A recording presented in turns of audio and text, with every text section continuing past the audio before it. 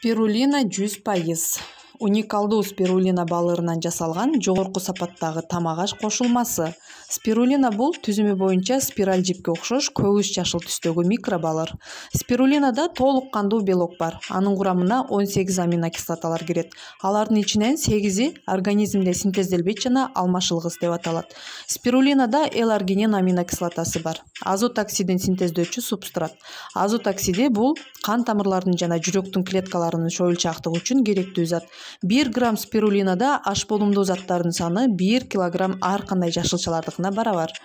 Спирулина чындыгында адам баласы үчүн идеалдуу азык болуп саналат. Кошулмада өсүмдүк белогунан сырткары калий, кальций, хром, жез, темир, магний, марганец, фосфор, селен, натрий жана цинк сыяктуу өтө көп элементтер бар. Спирулина өзгөчө балдарга өсүү жана өнүгүү үчүн керек. Спирулина кандагы шекерди керектүү деңгээлде кармоого жардам берет. Ошондуктан кан диабети менен жабыркаган адамдар аны ийгиликтүү колдонуп жүрүшөт.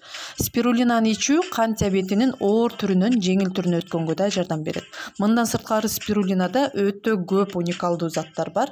Спирулинаны пайдаланууга көрсөтмө.